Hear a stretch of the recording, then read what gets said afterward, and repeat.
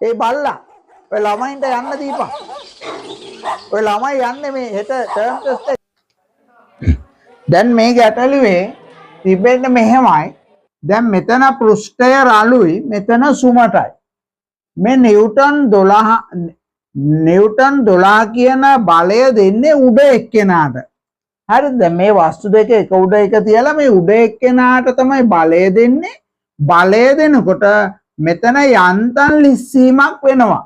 හරි? යන්තම් ලිස්සීමක් වෙනවා නම් ඒ ඝර්ෂණ සංගුණකය කීයද? හරි? ඔක තමයි ප්‍රශ්නය. එතකොට දැන් අපි දැන් මේක මෙහෙම තල්ලු කරනකොට මෙයා හැමතිස්සෙම මෙයාවත් අරන් යන්නයි බලන්නේ. මේගොල්ලෝ ලිස්සන්න කැමති නෑ. මෙතන රළුයිනේ. හැබැයි මෙතන සුමටයි. එතකොට මෙතන ලිස්සීමක් වෙනවා. මෙතන ලිස්සන්නේ නෑ.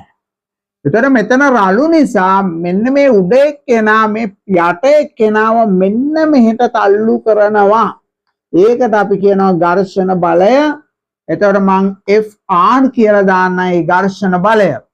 එතකොට එයා මෙයාට දානවා ඒකේ ප්‍රතික්‍රියාව ඝර්ෂණ බලය ඔන්න ඔහොම. එතකොට ඝර්ෂණ බල ලකුණු කරොත් වස්තු දෙකට ওই විදියට ලකුණු කරන්න ඕනේ. දැන් අපිට පුළුවන් මෙන්න මේ උඩ එක්කෙනාට F සමානයි ma දාන්න. යට කෙනාටත් F සමානයි ma දාත හැකි. අපි දැන් බලන්න මේ දෙන්න යන්තම් ලිස්සන්න හදනවා කියන අදහසින් තමයි මේ ගාන හදන්නේ. හරිද? එතකොට උඩ කෙනාට අපි දැම්මොත් F සමානයි ma අපිට ලියන්න පුළුවන් මේ විදියට. එතකොට 12ක බලයක් දෙනවා ඝර්ෂණ බලය R සමානයි m කියන්නේ 4යි.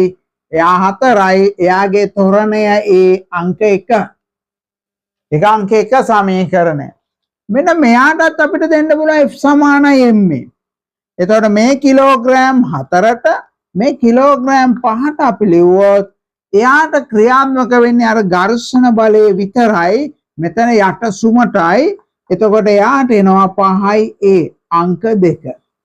එහෙම නැත්නම් අපිට පුළුවන් මෙහෙම කරන්නත් එකවර මේ දෙන්න කොහොම වුණා ලිස්සන්නේ නැහනේ. දැන් මේ නිව්ටන් 12 මේ දෙන්නම යනවා කියලා කියනවනේ. ඒ නිසා මේ මුළු පද්ධතියටම F සමානයි m එකපාර දාන්නත් පුළුවන්. හොඳයි අපි මේ සමීකරණ දෙක එකතු කරමු 1 ධන 2. එතකොට අපිට පේනවා මේ ඍණ Fr ධන Fr කැපෙනවා 12 සමානයි 9යි a. ඒකෙන් ලැබෙනවා a සමානයි 12 බෙදීම 9. මොකද දෙපැත්තම 9ෙන් බෙදුවා. ඉතින් තව ඕනනම් සුළු කරත 3ෙන් බෙදුවොත් 4 බෙදීම 3යි. දශම කළොත් 1.33යි ms ඍණ 2. හරි. දැන් ඔන්න මේ පද්ධතිය යන ත්වරණය ඕකයි. දැන් මේ ත්වරණයෙන් යන්න නම් මේ ඝර්ෂණ බලය කීයක් වෙන්න ඕනද? ඒ කියන්නේ එහෙම නැත්නම් අපිට කෙලින්ම දැන් දෙවෙනි සමීකරණය මේ ඝර්ෂණ බලය ලැබෙනවා.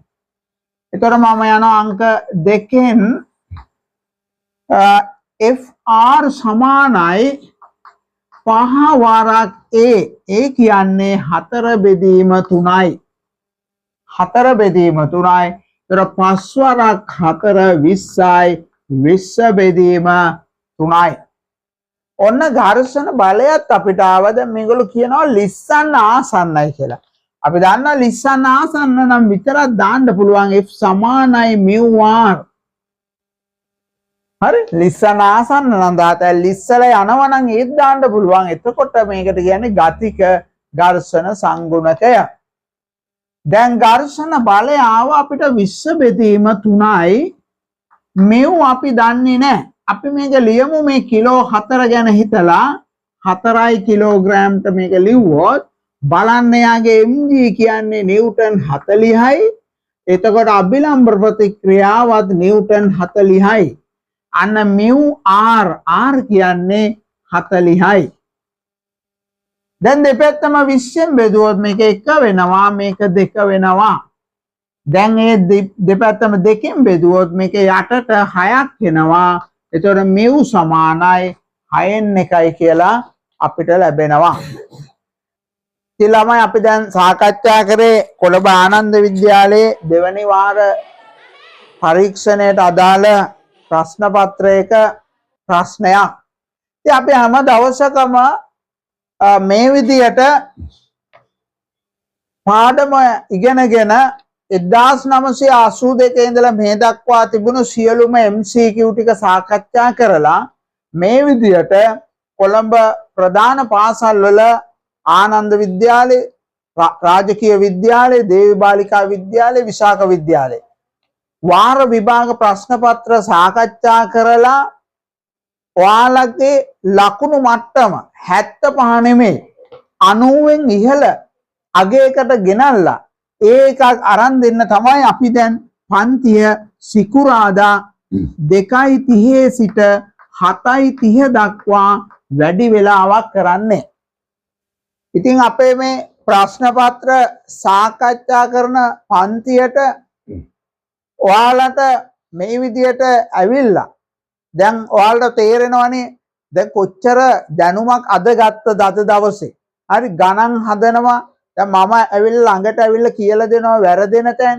ඒ විදියට ඔයගොල්ලන්ට මේ හොඳ අවබෝධයක් අරගෙන දිගට ගණන් හදාගෙන යන්න පුළුවන්. ඒ නිසා ළමයි ඔයගොල්ලෝ අනෙක් විෂයන් වලත් මේ වගේ ටර්ම් ටෙස්ට් පේපර් කරන්න ඔයගොල්ලෝ අනිවාර්යෙන් ගොඩ යනවා. ළමයි මේ ටර්ම් ටෙස්ට් පේපර් කරන්න එපා කියන ගුරුවරු ඉන්නවා. එක රසායන විද්‍යා ගුරුවරයෙක් ඉන්නවා. මේ ටර්ම් ටෙස්ට් පේපර් කරන්න එපා කියනවා. ඉස්කෝලේ යන්න එපා කියනවා. වාර විභාග පරීක්ෂණයට සහභාගී වෙන්න එපා කියනවා. එහෙම කියලා ළමයාගේ ඔළුව නරක් කරලා හරිද විකාරයක් කරලා ළමයන්ව පේල් කරනවා. මම දන්න ළමයි ඉන්න ඒ වගේ ඕන තරම්. හරි ඒ ළමෙක් අපේ පන්තියට ආවොත් එයා ඉන්නේ නැහැ. මොකද අපි මේ කරන්නේ ටර්ම් ටෙස්ට් පේපර්. හරිද? එයාලගේ ළමයි අපිට ඕනෙත් නැහැ. හරි එයාලට උගන්වන්න බෑ. හරිද? ඉතින් ඒ ළමයින්ගේ දෙමව්පිය සමහර වෙලාවට කියනවා අනේ සර් අපේ දරුවා අර පන්තියට ගිහිල්ලා ඔළුව අවුල් කරගෙන ඉස්කෝලේ යන්නේ නැහැ. ටර්ම් ටෙස්ට් එකකට සහභාගී වෙන්නේ නැහැ. වාර විභාග වල ලකුණු මොන වගේ ගන්න පුළුවන්ද කියලා දන්නේ නැහැ. අන්තිමට ෆේල් වෙනවා. හරිද? හරිම කනගාටුයි. ඉතින් ඒ වගේ ගුරුවරුත් ඉන්නවා ළමයි.